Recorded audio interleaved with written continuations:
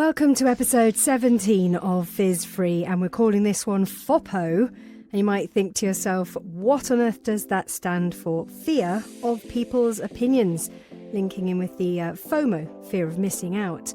This episode sees myself, Jane, and Claire discussing something that could well become a bit of an obstacle, especially in the early days of addressing a relationship with alcohol. And that is concern about what others might think.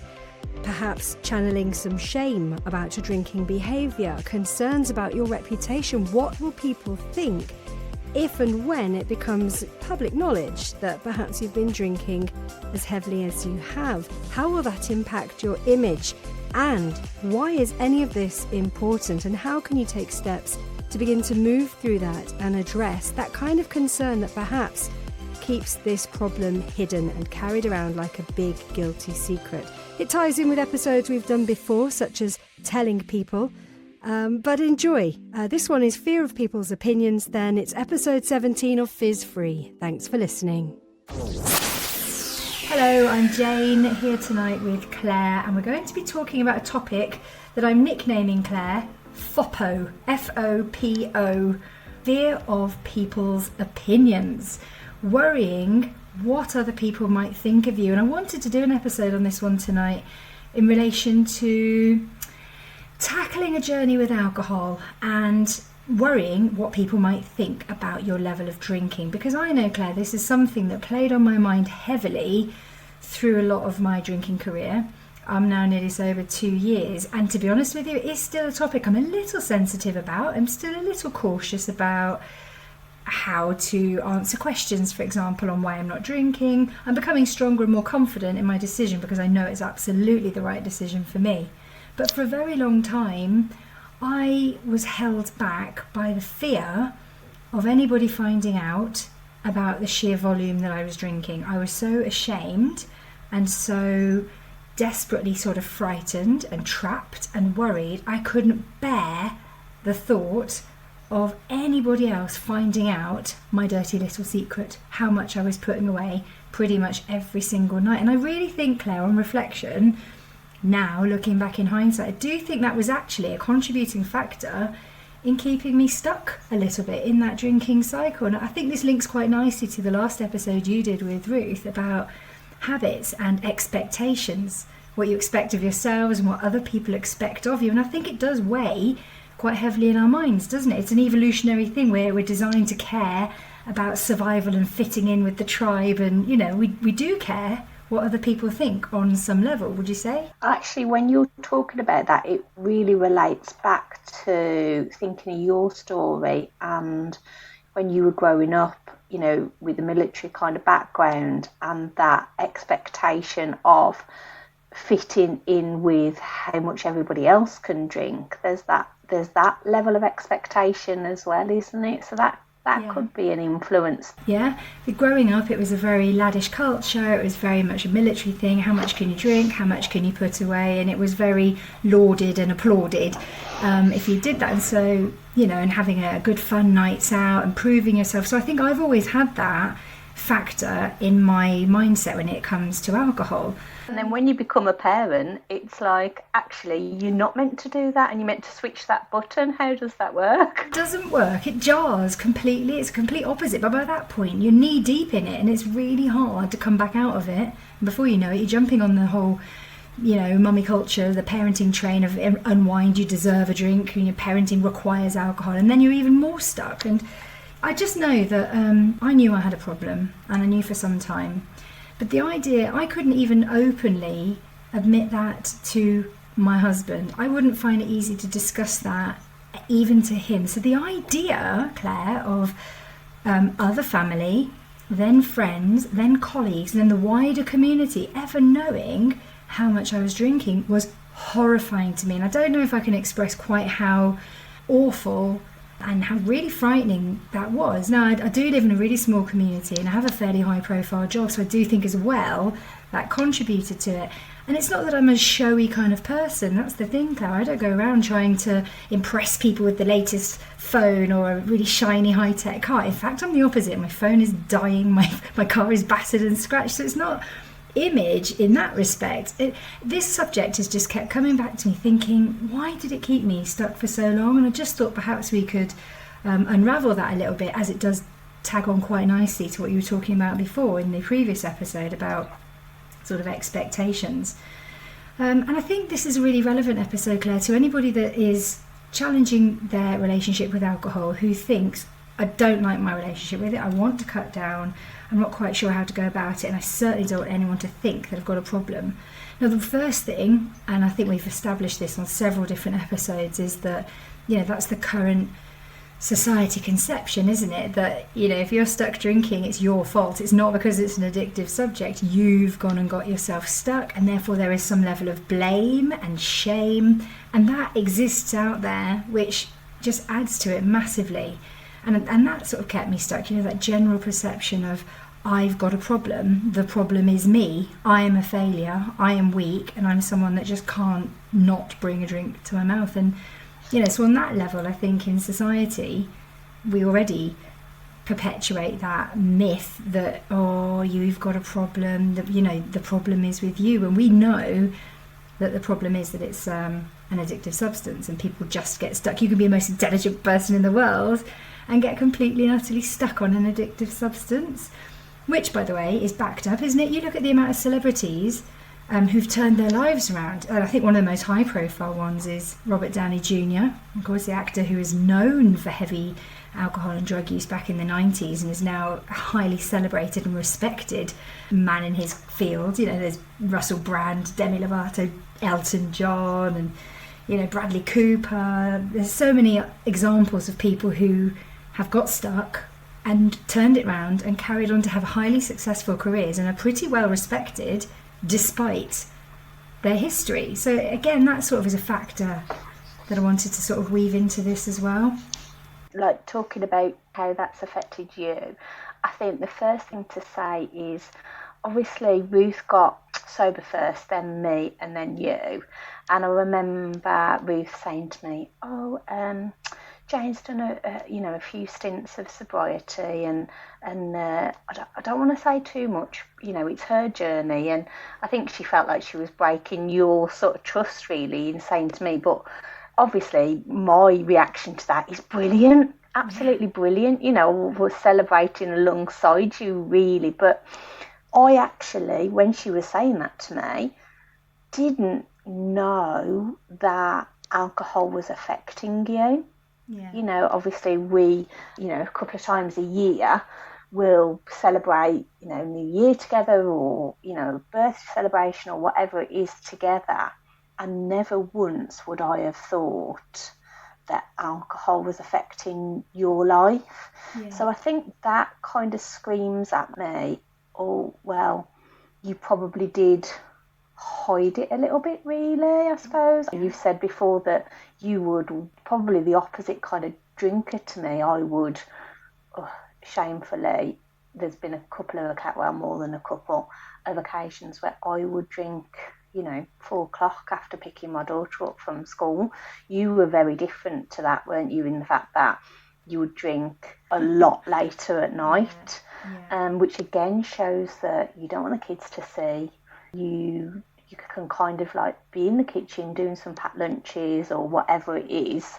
So, husbands can't see how much you're drinking as well. That's exactly it, Claire. I worked really hard to hide it. I hid the effects of my hangovers in the daytime. I tried to hide the effects of the smell. I tried to hide from anybody the amount I was drinking, and I hid from my husband the amount I was extra putting away. And it's that hiding that I think is so damaging, because like any secret, the more you keep something in the dark, the more shame, and the more you bury it and you hold on to it by yourself and you try and tackle it yourself, the stronger a secret like that can become. And it can become really suffocating and have you in its grips for so long. And we know that dragging things out into the light and putting light on them and going, look at this issue here, or hey, look, I could do with some support, I'm finding this really difficult, takes a lot of the power out of a dirty, dark secret like that. Well, it's the communication piece, isn't it? And I mean, that's been one of your strap lines actually, which I love, which is shining a light on it. And shining a light on it you can only do when you bring somebody else into that picture. Yeah, and I would say it doesn't even have to be a person in real life face to face. This is what we covered with the online community and podcasting. It's realising there's an entire world out there of people, ironically, who are probably also hiding an addiction, a horrible addiction that they just don't want people to know about. And I really think it's probably a lot more common than we realise. But when you're the one in that, it's incredibly frightening. And I feel bad for me, old me, when I look back, because I did feel so trapped and so scared. I thought, I don't know how to tackle this. I really can't stop, but I don't know how to make this go away. And it's a really, really horrible feeling. And it's all right thinking, oh, I'll struggle on, I'll just sort it out myself. You know, I need to get a bit stronger. Tomorrow will be a good day. But that just goes on. And the longer you're stuck in a situation like that, the stronger it does get. And it is frightening. And I think so by keeping it secret like that just makes things so much worse. So, you know, for someone that's thinking, I do want to cut down, I do want to experiment with taking alcohol out of my life, it's not a case of having to run to the rooftops and tell the whole world, but reaching out and starting to explore and realising that there's a whole world of people that will, like you said, applaud, celebrate, cheer and encourage that.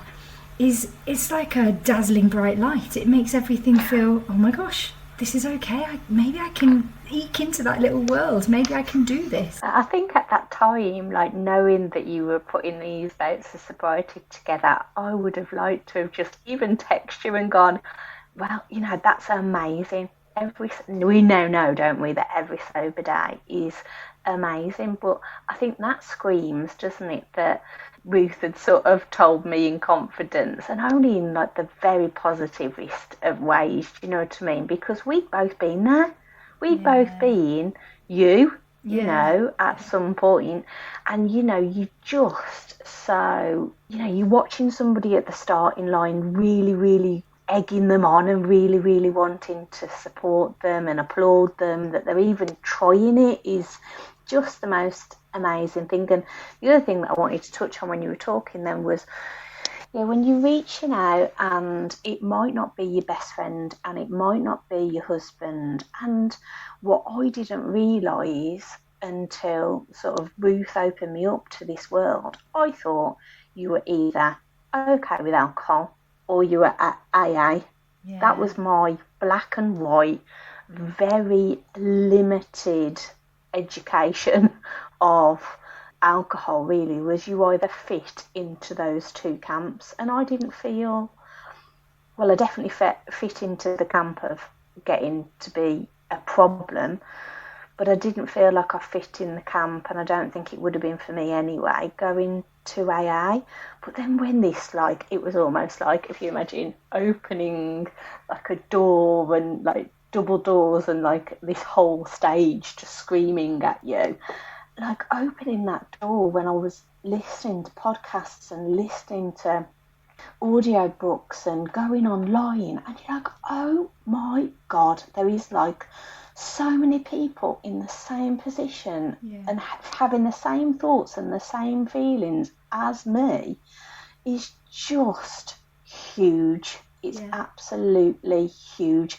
And when you realise that, you don't feel that shame and guilt quite so much, because you can relate to these people, and that is the start, I think, of not caring what other people think, but realising that it's not just you, and that you can start this journey of having a bit of a voice whereby you can get some help, because that's what we all need, isn't it, when we're in that.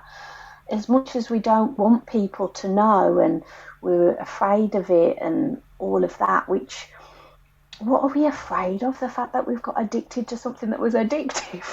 I love that you touched on labels. I've always been really uncomfortable with labels. I don't like grey area, I don't like problem, I don't like alcoholic. I don't like a lot of the labels that are there, and that's just part of my defiant personality. I don't want your label. I totally get on board with that. And as you said, once you sort of Google and browse and get into streaming platforms and realise there is an entire world, a whole world on Instagram and Facebook, and you think, oh, It's not a taboo subject. Oh my gosh, there's a woman, a professional woman with a good job and a career and her kids and a house and everything lovely, who's also admitting that she was stuck and glued to a bottle and feeling rough every single day, and therefore hating herself every day and undermining herself. And to know that there's other people out there, and a hell of a lot of them actually, as you said, just gives you a bit of power. You start to think, well, hang on, I'm not stupid, I'm not alone, and the problem isn't me. And these people are reaching out openly, like we are with these podcasts,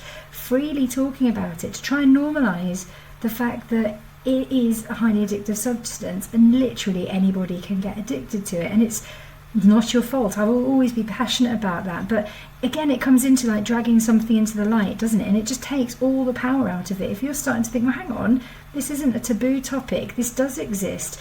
Claire, I used to struggle to even say the word like sober or sobriety or alcohol free. Like I would shy away from these words just because, again, I knew that they just held so much power.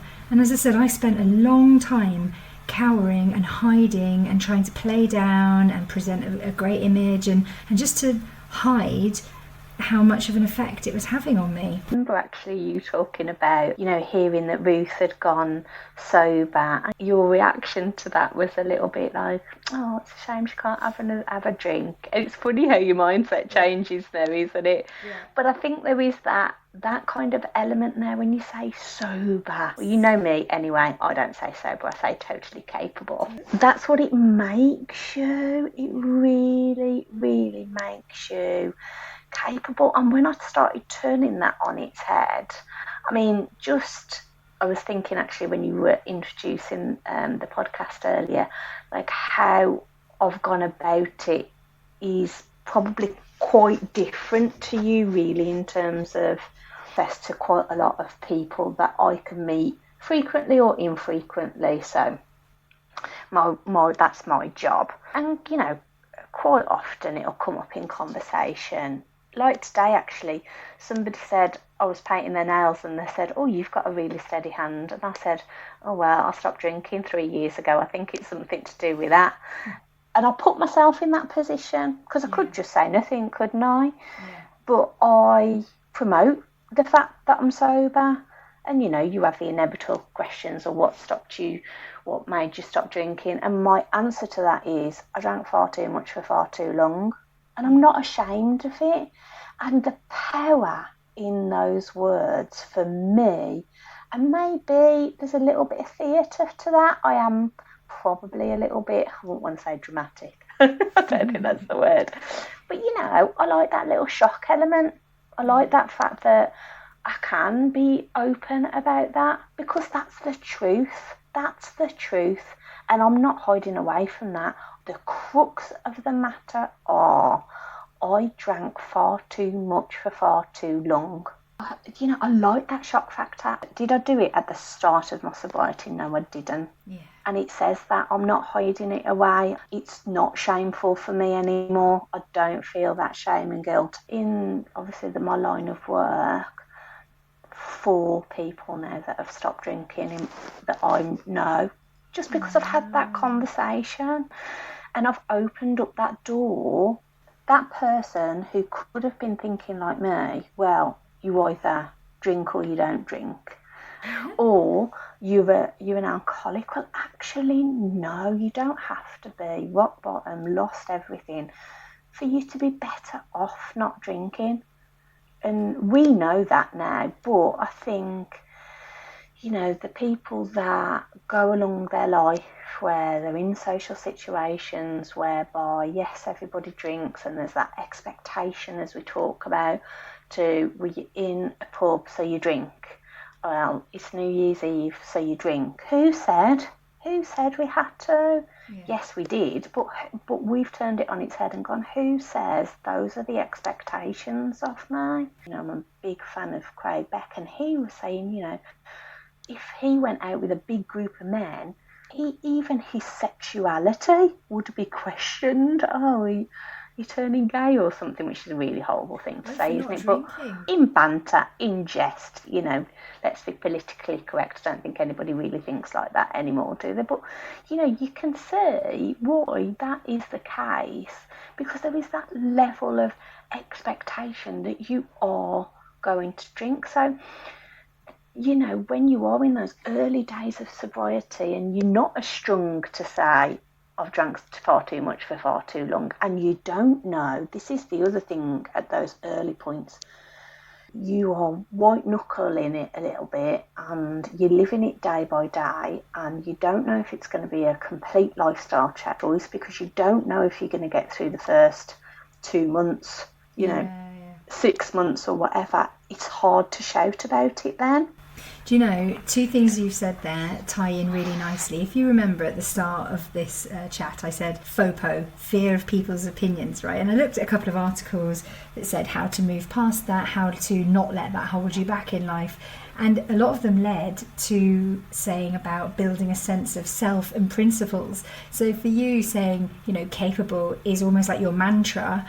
That solidifies and confirms your decision to you and gives you that strength to stand by your opinions and your life choices, and that is a really powerful thing in building yourself up gradually. And I think it's important to point out these things take a bit of time, but that you build up that belief, you build up that education, that knowledge base, and where you start to own things and you start to think, well, regardless of what people think, this is suiting me and I need to do this, and I'm enjoying the benefits of not pouring alcohol into me. And so by getting that sort of, what they call it is like a personal philosophy, and I did think of you, I thought capable, totally capable.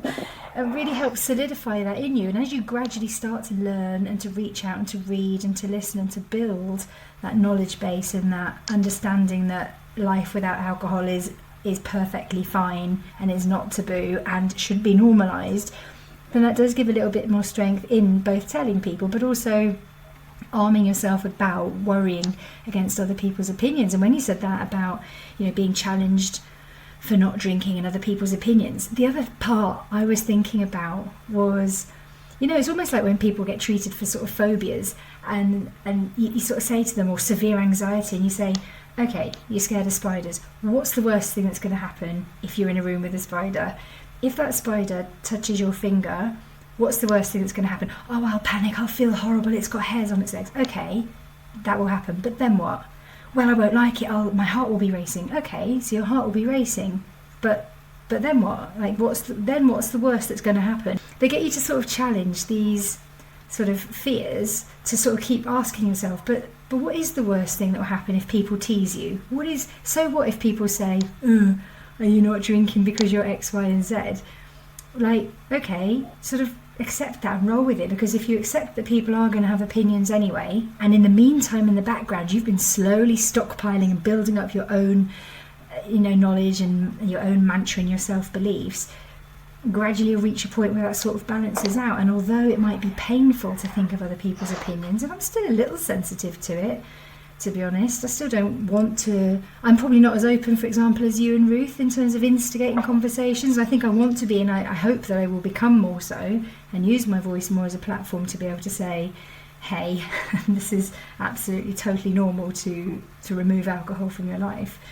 It's a gradual process, isn't it? And like you now, I think after the 1 year point, I finally felt more confident. But I do now have that internal confidence, like you, where I can say, when somebody says, oh, don't you want to drink? Oh gosh, no way, no thanks, that's not for me. Do you know what I mean? I now have that sort of feeling. But for the longest time I didn't, and for the longest time I just kept worrying what people would think. And I wished, in a way, I could sort of tell myself this back then, that people inherently, Claire, are quite selfish, aren't they? People don't really spend too long thinking about you.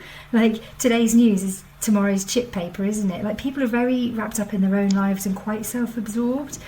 Plus, if people are thinking badly of you and poorly of you, or you drop in their estimation, or worse, they say something unpleasant, or they ostracise you, or you sort of lose a friendship, then are these the opinions that you need to be focusing on? This is another topic I think we have touched on, that the people who care about you should generally go, oh right, oh okay, you've stopped drinking. Some of my closest friends, I haven't had a long conversation with them, I've just told them I don't drink, and they're like, oh great. And that's been enough, Claire. They haven't pressed me, and I haven't felt the need to volunteer all this extra information. Saved that for the podcast. Yeah. But you know, the people whose opinions matter should be able to take this information in their stride, and even more, Claire, they should hopefully want to support you. They should hopefully say, oh, is there anything I can, you know, maybe they'd open up and ask a question if they can help in any way. And, you know, really, why are we worrying about the opinions of people we don't really know, who they might think something in 1 minute and then half an hour later you're old news. The only thing you've got to hope is that in a society as well that we live in these days, I do think society is becoming a little more, how should we say, accepting. Some people use the word woke, I don't know, but you know, we are learning to accept lots of different people's choices in life, aren't we? We're choosing that people can be this, people can be that, people can choose to do this, and we're becoming a little better as a society, I suppose, at supporting other people, or at least piping down and not, you know, ridiculing people as much as has happened in the past. So perhaps, you know, as a society that's becoming a bit more inclusive and a little bit more politically correct, maybe, I don't know, a bit kinder, then that's hopefully a positive thing for the future. But ultimately, I do think, you know, I was worrying about the opinions of hundreds of invisible people. Why? And I think as long as you can say, look, I'm looking at changing my relationship with alcohol, and you've got your ammunition, you know, you've stockpiled your knowledge and your podcasts, and you've got a bit of strength about you, then you can go into that and you can take on anything really, because you have to put yourself first, don't you? You have to come first. You are number one, and you must look after your priorities and the healthiest choices for you on this planet. We're not here all that long. And we can't spend our lives, can we, like worrying about what if this person realises I was drinking that much every night. Yeah, it's not great, but you're moving forwards. And again, as you know, that's another big one of my mantras, forward motion. Yeah, I did, but I don't now. Heck no, I want to help other people not do that. On we go, forwards motion. Let's change the record. Let's change the mindset. Let's be supportive. Back in the day, my nan's 93, and you know, she talks quite often about the past, and I'm generalising now, but they lived in a world where, yes, they had access to newspapers and, in her words, the wireless. They lived in their community, and they went to the butcher's every day, and they went to the grocery every day, and remember, there's no NHS at this point, so they had to pay for their midwives. And we can't imagine how contained that world was. So where we've opened up this world of, you know, at the touch of a button we can find out everything. Whereas you imagine 70 years ago, where there's horses and carts, their world was these 50 people that lived in their local environment, where they went to school, where they shopped. That was their norm, and everybody fit into one category. Whereas now we've got the luxury, and I definitely do think it is a luxury, of opening up our minds a little bit and going, okay, people are gay, people are straight, people are in monogamous relationships, people are in open relationships. You know, we just go, whatever works for you.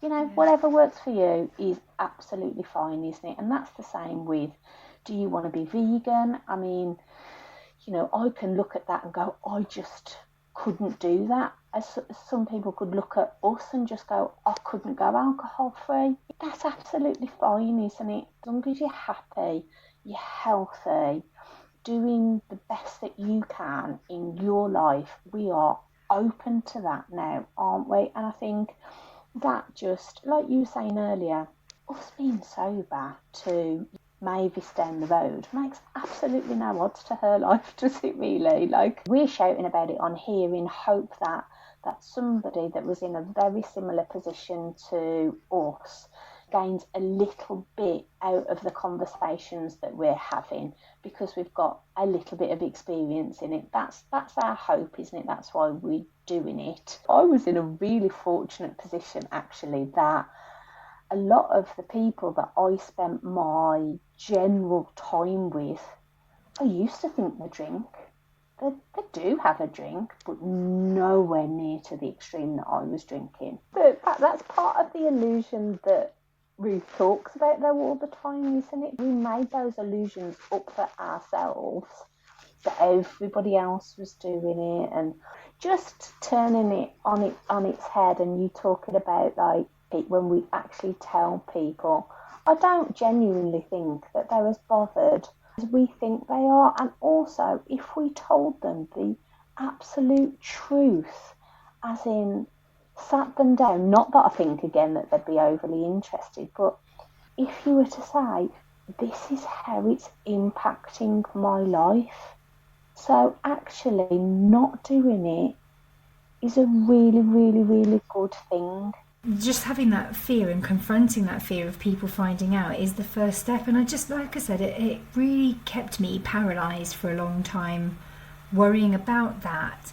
But I do wish that I'd known that you don't have to have a plan. I think what kept me stuck, Claire, is because I knew I had a problem, I knew I wanted to tackle it, but never did I think I'd be able to. Never did I know how this journey would pan out. Would I ever get sober? No. Do I want to be sober? No.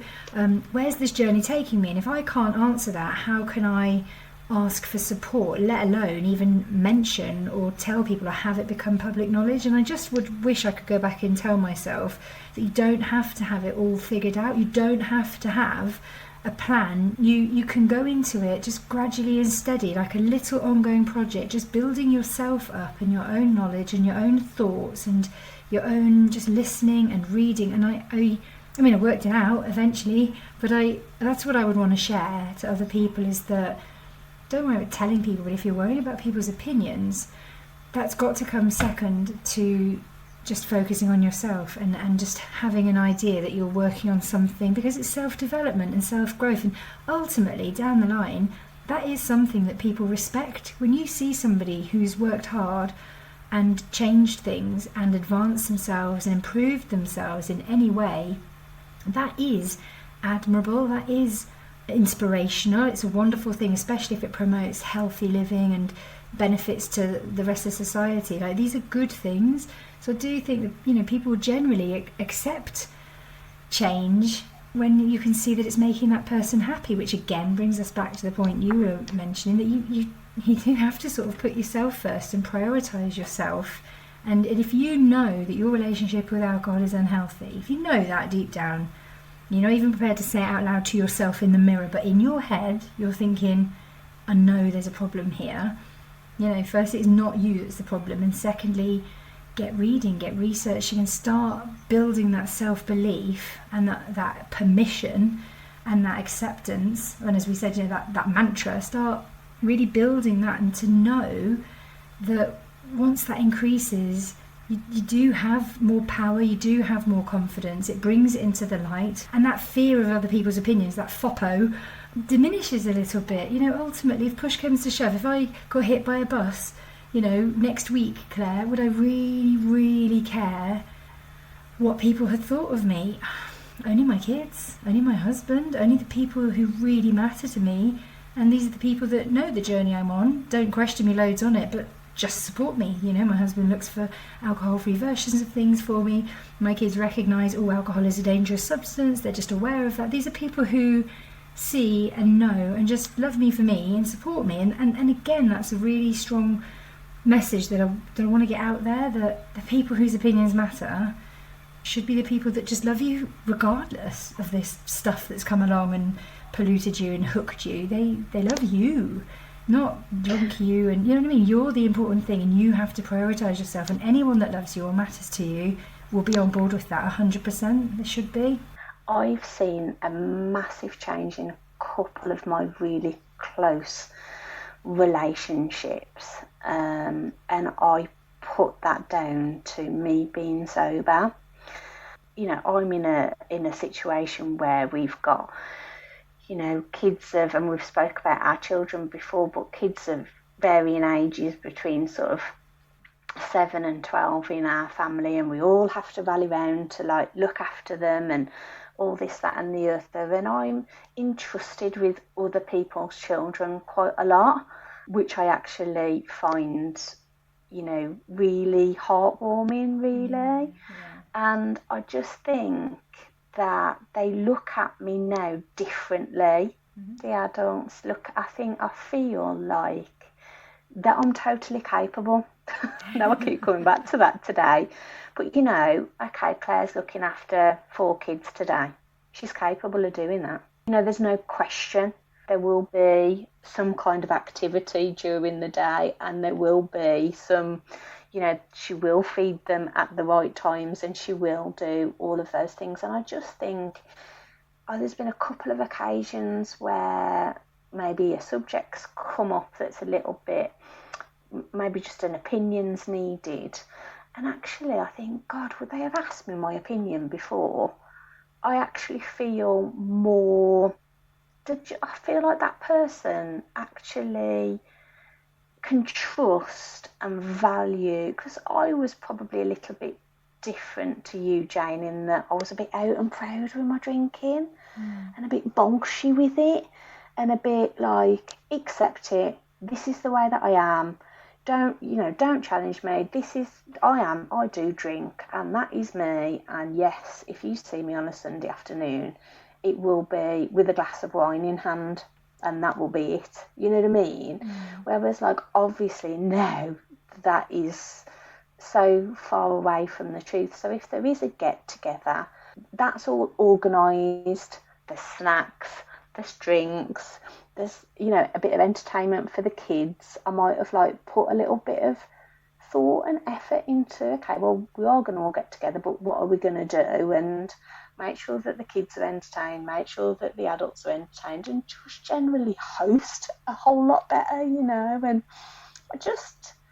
it's been quite interesting to see the change in other people. So you go from, oh my gosh, I've got to tell this person that I'm going to go sober, to the clarity and, I'm trying to find the words, the reliability, and that they feel in me now. I feel rock solid. That's how I feel. I feel so rock solid in, and I think you can flip it on its head and go, I don't think that people, I'd like to think that I'm easygoing, and that, I wouldn't cause any drama or anything like that, which I probably did before, for sure, whereas I avoid that drama now. But also, I think there's that little bit of, Claire will let you go so far, but then you push her over the edge, and you'll know. And I kind of like that unspoken rule, and I think a lot of people have got that, haven't they? Boundaries are there now, whereas they weren't in place before because I wasn't consistent. And that's not their fault, that's my fault. Don't you think it's ironic? We're talking about an episode of, worrying what people might think if they found out how much you're drinking, or worrying what people might think if you quit alcohol. And yet, ironically, it's played out that actually some people's opinions have improved of you, is what you're saying. Some people now look up and respect and trust you and value you and know exactly where they stand with you. And so their opinion overall might have actually improved of you, and yet, that might have been something you couldn't have seen coming. In fact, you probably never saw this coming, right, a few years back? And I think it's because I've got that belief in myself as well, and that self-respect in myself. And I think it's got to come from that originally for them to start going, actually, I want Claire's opinion on that. Or actually, Claire can cope with 5 kids today. It's absolutely fine. Not that, obviously, I would let people put on me. That's not the case. But it's such a privilege to have all these little people in our lives. But, for somebody to go, I can trust Claire 110% that these kids are going to get fed, watered, looked after, entertained, and they're going to, not just that, but I'm using that as one simple example in my life, but just the fact that I can do these things for these people. Just so little things like my nan has hurt, she's hurt a leg, and I've been going round in the morning and at night just to redress it for her, because apparently I can do better than the doctors. But, would I have been able to go out at 8 o'clock before to redress somebody's leg for them? Absolutely not. I wouldn't have been able to do that. So being that consistent, available person changes people's opinion on you, doesn't it? Yeah, and I think it's just important to highlight that this can happen. This isn't just you and me and us sober girls that have already got it all sorted out. Like, this is possible and can happen for anybody that wants to reach that point, that wants to get there, that it just takes time, but that it is really possible. Because that was the other thing, Claire, for the longest time I just thought, well, it's not for me, I'm never going to be able to do anything about this. And all these smug sober people, I just wanted to smack them, and yet I couldn't stop listening to them. I was fascinated by them, and that world of sobriety, I found it fascinating but irritating, and really conflicted emotions, because I wanted some of what they had, but I just didn't believe I was ever good enough, or I'd ever be able to do it, and I was just a weak, poor person that would never manage it, and that the problem was me. And I just, all of these things come together. I think perhaps wrapping this one up in terms of just some of the points where it says about FOPO, fear of other people's opinions. Some of the stuff says that it's natural to feel that way. It's natural to worry a little bit about how people are going to react to your changing your relationship with alcohol, because it's evolutionary. We are designed to care and want to fit in, and we want people to like us and accept us. So that's normal to have those feelings. And we have to accept that people are going to have emotions. We can't predict what they're going to be, because human beings are not robots. So we have to accept that somebody might have an opinion on you, perhaps changing a relationship with alcohol. But perfection isn't possible, Claire. That was the other point here. All the people you look at around you that you think have got life sussed, you don't know what's going on behind the scenes. And I maintain that problem drinking is a more prevalent than we probably realise. I reckon there are a lot of people that were pros at hiding it, like I was, that are just bobbing along, living a great life, happy career, happy life, but struggling behind the scenes. Nobody is perfect, so chances are there are other people out there that are going through something similar to you. That was another really valid point I thought on here. And that it is self-growth, as people do learn that perhaps you're changing, and maybe you did drink more than it surprises people if they learn that alcohol bothered you. It's just a sign of you growing as a person. And as we said earlier, there are many celebrities that are prime examples who are highly respected in their fields, who just once upon a time weren't doing so great and were addicted to things, but now are highly respected, financially successful, and killing it in their industries. They're doing great because people change. We change over time. We don't stay static. We're learning and changing and growing all of the time, and that comes with building that sense of principles. That was the other thing we talked about, wasn't it? Your personal philosophy, building up that bank of knowledge and self-confidence and education, and barging into that world of sober Instagram and sober podcasts, because you deserve it, because you do fit there. It is possible for people, and if you want to change your relationship with alcohol, other people's opinions just do not need to hold you back, because anyone that cares, anybody that has a strong opinion on this, should be someone that cares about you. And as we said, somebody's opinion today might be shocking. In 2 weeks' time, 2 days' time, things change, things keep moving forwards, and you've got to put yourself first and do the right thing for you. And if there's any part of you thinking, I really want to have a go at changing my relationship with alcohol, you've got to just give yourself permission to put yourself first and just start slowly and steadily doing that for yourself. And because we deserve it, don't we, Claire? Everybody deserves the happiness of not having a toxic pollutant in their system and calling them every single night from the fridge. We don't deserve that. We deserve a good, clean, healthy, happy life where we do feel totally capable, exactly as you've said, totally capable. I'm the same as you, feel exactly like that. I think it's just really important to recognise that, I know the people that have listened to this before, Ruth, on her first day or first week of being sober, walked into her family home at her mum and dad's and just sort of said, I am now sober, I am never going to drink again. But I definitely wasn't that person.